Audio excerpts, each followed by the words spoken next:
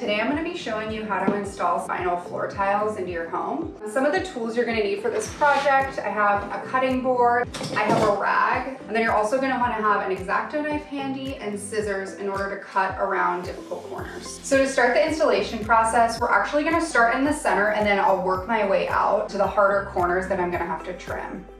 I got it all the way to the edge so I can see exactly where that line is, and I'm literally just going to cut along the wall.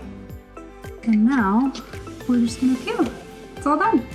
So one issue that we ran into was we were making the mistake of pulling up on this and taking off too much of the backing. So what we found works a lot better is pulling really slowly back on the backing. And once we started doing it this way, it's so much easier. Our kitchen is done and I am so happy with the final result. These tiles are amazing and I love my new kitchen.